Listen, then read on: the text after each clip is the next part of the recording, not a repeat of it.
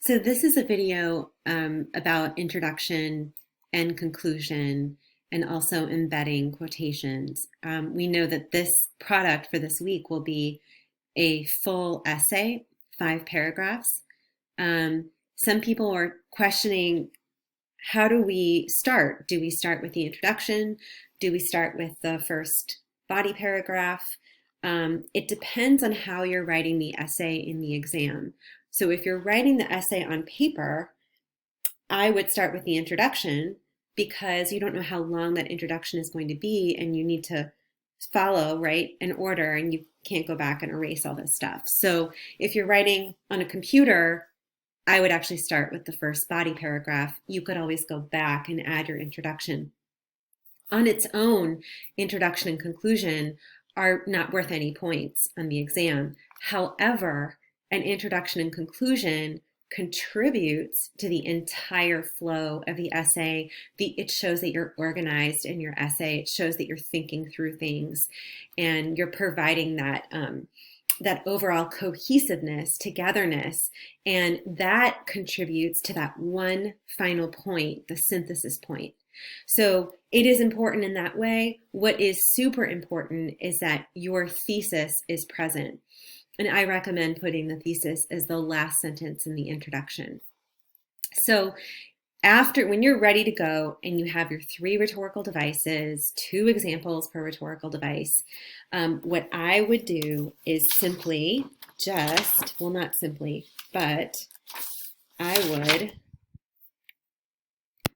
So this is exactly what I wrote as I began to do my essay. Like, let's say I was doing my essay.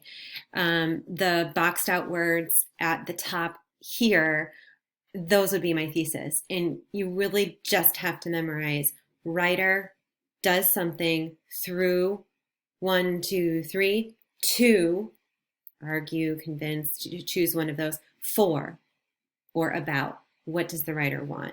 So really need to memorize writer, verb, through, to, 4. And have that be in your head, because when you go to take the exam, you'll have like a minute at the beginning just to put from what's in your head and your memory to the page, so that when you go to write the essay, it's there and you don't have to stress about remembering it. And that's a test taking strategy that I use when I have to go in and remember things for the test. So writer does something through 1, 2, 3, 2, do what? 4. And the 4 or about is to convince, or you could use in order to, right? That's the message. What do they want? What does the writer want? I always like this. I might not use this when I go to write my essay, but this helps me think about, what do I mean when I say verb? So this is an example, strengthens the power of her speech. I mean, I like to think that because it reminds me of some phrases that I can use, and that really is useful for any speech that you read. And then someone asked, well, what kind of map am I following? And yes, you can follow this map right here. I mean, but this is like what you've been working with, and it's time consuming and overwhelming. And so these notes that I created is another way of considering the map, right? So it's intro. The intro you're going to steal from the blurb underneath the prompt. You're going to end it with your thesis. And then you have body 1, the first sentence, right, of any paragraph on this rhetorical analysis essay. You need to connect RD to universal idea or abstract noun, and then bring it back to the message, right?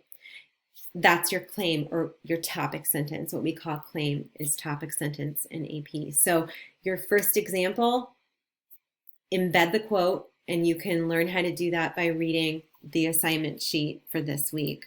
I talk about how to embed quotes at the very bottom, and I give you examples, which I'll try to get into here. Embed the quote, first example of the RD, where you found it, how is it related to the message? So you have the what is the RD, and the relationship between the RD and the author's message. How does the writer use it? Bring in some specific words. Why is it used here? How is it used here? Analyze the words, analyze the relationship. If you're dealing with repetition, parallelism, or juxtaposition or analogy, there's always a relationship between ideas. Look at the tone. That's getting into the nitty-gritty. And then your next couple sentences would be the so what. What is the audience impact? What is the feeling or emotion that is created? Was it effective? And how is the audience moved to the message, right? If you just remember what, how, why, so what, that's the reasoning. That's the analysis, okay? And then you repeat it for the second example. And then you go on to body 2, RD plus UI connected to message. Example 1, what, how, why, so what. Example 2, what, how, why, so what. Move on to body 3, RD plus UI connected to message. Example 1, what, why, how, what, so what. You see what it's the same thing. And then paragraph 5, conclusion, go back to your intro and consider it with different words, and make sure that you restate differently the thesis. And so I think this is, if I was writing this, I would either have this implanted in my head and kind of know it by heart, or I would just quickly map it out. You know what I would do? Especially the reasoning, the way to think about reasoning, I would definitely make a note of this when I sat down to take my test. I would just write what, right? How and why, and so what, audience. Just to remind myself, because I'm going to forget when I'm in the moment typing or writing my essay. I would especially forget how to make a thesis for this essay. So I would definitely come in with writer, verb, does something, through 1, 2, 3, 2, argue, always going to be argue or convince or persuade, for or about, what does the writer want? Please memorize that. Okay. In fact, you know what I would do? Because I did this for a test that I took. I told you that I took this summer. I don't know if you can see this, but this is my, maybe you cannot see this. This is my, what I had to memorize for my test. No, you can't. I would literally take a picture of this, okay? And I would have that on my phone. I know that sounds nuts, but every time you look at your phone, you're like, do, right? And you think about it. No, could try it. I think it's a skill. I mean, a strategy for taking the test. Okay, so that's how I would start, right? I'd either start with the introduction if I'm handwriting it, or I would start with the body paragraph. But before you even backtrack, before you even start with the intro or the body, you need to have a thesis statement, right? And so again, you can choose to go to this box and take a look at it, or just memorize this, writer, verb, through 1, 2, 3, 2, and 4. And that's your thesis. But you do need that 2 and that 4. To argue, persuade, whatever you choose. 4, what is the right? That's super important to have. What is the writer? What's the message? What does the writer want? And that's the 4, or in order to. Okay. That answers that. Thinking real quick about the introduction, down here I have these notes. You know what? This comes directly from my head onto the page. So this is kind of everything that I know about introductions, especially for this rhetorical analysis essay. So you can read through that, why it's important. The yellow box, again, everything that teachers across America, right, who teach AP Lang in the schools that like really know how to bang this out and get the top scores. So you have, for the introduction, context, the situation, right? The information from the blurb is the context, okay? So rethink or rewrite what that little blurb was and what that told you about the speaker and where the speaker was speaking. Occasion, like what is the reason that this person is speaking or writing? If they're writing a letter or something, it's the same thing as a speech, in thinking through it. And then what is the subject, right? So it could be, her subject is the anti-slavery movement, right? And specifically how women are treated as part, Black women are treated as part of the movement. And thesis statement. And then that's your intro. I mean, it's really 3 sentences. It's not anything, you look, this person did one, they're complex sentences. Yep. Oh, this person just did two sentences. Fine. This is a 6. I took this from a 6 essay. And you could analyze this on your own, but this is the prompt from the AP exam, I believe in 2010. And you always have to ask yourself, what do I know about this topic? So what do I know about the anti-slavery movement? Or what do I know about women's rights in 1832? What do I know about how African-American women were treated, or African-Americans were treated in 1832, about 30 years, I think, before the Civil War. So use what you know. If you have that knowledge in you, put it on the page. This person wrote what they know about the topic, which is the founding fathers, Washington, Jefferson. And then this person got into the context of the speech. What was the situation, the occasion? Why was the speaker speaking it? And then here we go. In his letter, writer makes use of is the verb phrase, right? RD1, RD2, RD3, to argue, right? He says argue and ensure. So this is the purpose. That, instead of for, he uses that. There's the message. So see, the student who earned a 6 has the same thesis construction that we are working with. It works. Please, please, please. This is what the student did right here, up at the top, above the waves. That's what the student did. Writer, verb through 1, 2, 3, to. Instead of using for, he used that, right? But same thing, a connector. So if you're interested, I think these are always helpful to look at. I do tell you that the last example is not is missing something for the thesis, and you can take a look at what. Conclusion. There's 2 ways to do the conclusion, or there's probably more than 2, but I'm going to tell you 2 ways to do it.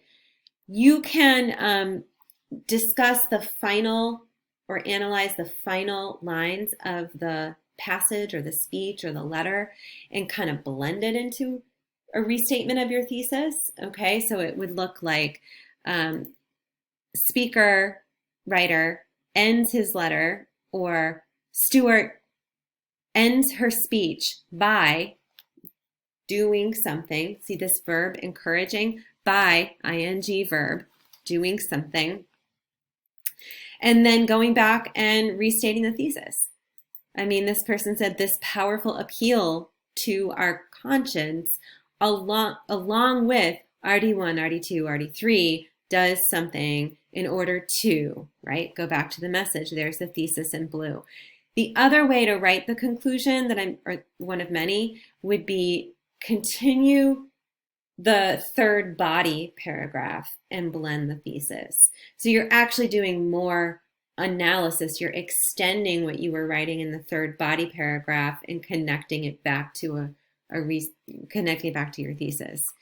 So this person goes back to what it's the ing verb. Having reminded, so they're really connecting the thought from body 3. He ends his letter. They're very similar. It's just that this has maybe another thought or statement from body 3. And then here we go with different conclusions. Obviously, this conclusion is not a high scoring. It goes from like top scoring to bottom scoring. Okay. The final thing that we're doing in this essay to make it a full, complete 5-paragraph essay would be embedding quotes. So leading into quotes and making sure that you give the context for the quote. Here is a slide that tells you exactly how to write a lead-in for a quote. If you need a refresher on that, please see this slide. This affects your reasoning score. So remember, the bulk of your points would be in here, right? The what, the why, how, the so what, RD, universal idea, message. body 1, body 2, body 3. That's your 4 points out of 6.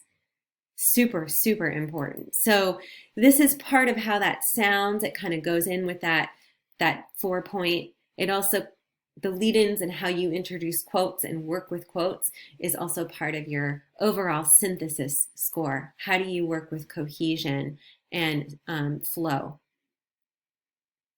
So here are some strategies, okay? We are analyzing, we're not analyzing so much reading like a reader, we're reading like a writer, and we're analyzing one thing. How does the rhetorical device work in this specific part of the text? So I'm asking you only to take 3 to 6 words. Try not to go more than 6, because then your whole paragraph becomes more of the quote and less of you. And we want more of you analyzing the quote. This puts the job on you. You have to work harder to provide a context and talk about what's happening around these 2, 3, 4, 5 words that you chose. If you're working with repetition, juxtaposition, parallelism, even analogy, you want to take the words that are repeated, right? And then talk about how what comes after those repeated words are different or similar, or there's that balance, but there's a relationship, okay? You can also use an ellipses, the ... to show that you are taking apart specific words from the quote. You can do that a couple times throughout your writing. Some of the writers just do like 1 or 2 words and then mention a couple different times those 1 or 2 words. You do have to figure out what to cut, and that is challenging. Think of those few words that you're using, those 3 to 6 words. I say, think of it like a kickoff or a launch, right? And if you do I don't know much about football, but if you do that kickoff in the football game, that's not the whole pass, right? I don't know if I'm making that analogy correctly, but it's just the launch. And then it launches into your analysis. So it's like your helper. Think of the quote like your helper. It just pushes you into your analysis. So I just lost my... So you have to ask yourself which couple of words are going to help me to launch into my analysis. They may not be the most important words of your quote, like if you were to choose a long quote, but they are the ones that show most effectively your rhetorical device. They also stand in for, or I say highlight, the job of your rhetorical device. What is your rhetorical device doing in this paragraph? And you got to choose the 3 to 6 words that show what it's doing.